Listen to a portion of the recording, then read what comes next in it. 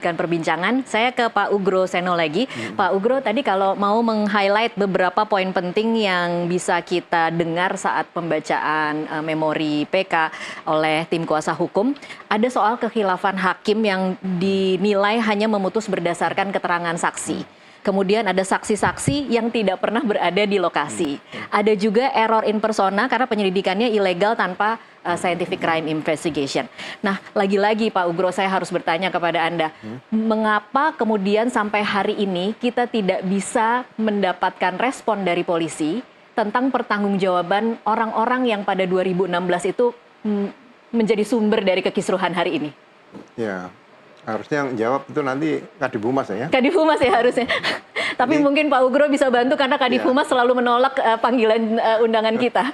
Ya, saya rasa Polri juga sudah aktif, saya sudah dengar juga sudah membentuk tim khusus, jadi mungkin tim ini tidak mau diganggu untuk berapa wawancara seperti itu mungkin tidak dilayani dulu. Tapi bisa tidak sih Pak Ugro kita berharap bahwa nantinya akan dibuka, bahwa nantinya akan ada pihak-pihak yang dinyatakan bertanggung jawab, atau memang ini sebenarnya proses kalau kita ya publik menilai atau melihat bagaimana polisi merespon perguliran kasus ini kan seolah-olah seperti tidak mau mendengar, menjaga jarak dengan publik dan tidak mau menjawab segala kebingungan dan tuduhan-tuduhan begitu.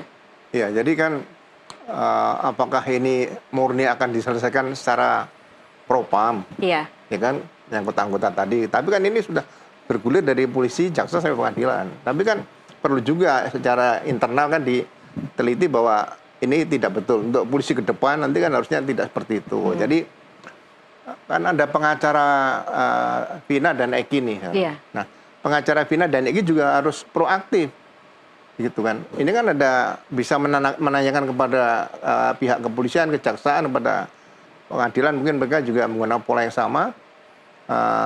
Apakah ada penyidikan baru terhadap kasus itu? Kan bersurat aja. Misalnya kemudian kalau dinyatakan ada kan berarti menggunakan laporan polisi nomor berapa, laporan lama atau laporan baru itu juga perlu ditanyakan. Sehingga ya mudah-mudahan pengacara korban tadi tetap proaktif walaupun itu persoalan 8 tahun yang lalu.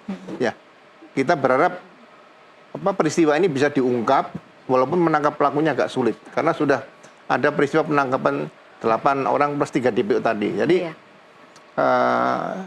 saya apresiasi yang pengacara saya tadi Pak Oto tadi itu pertama yang saya berikan apresiasi lah, mudah-mudahan novum yang pra peradilan Peggy tadi yang di PK bukan pra peradilan Peggy yang dilepaskan dari tahanan Polda itu juga novum juga karena Peggy itu punya peran utama. Oke, pra peradilan Peggy itu bisa dijadikan novum untuk PK itu ini. Kuat karena peran utama hakim Pak Eman menyatakan tidak ada alat bukti.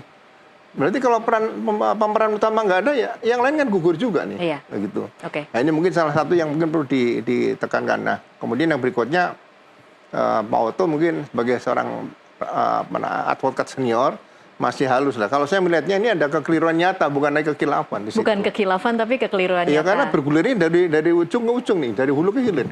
Di situ. Ini kekeliruan nyata yang mungkin Mahkamah Agung lebih tegas lagi bisa melihat perkara ini dan ya kita buktikan bahwa para terpidana adalah bukan pelaku pembunuhan yang terjadi tahun 2016 ini.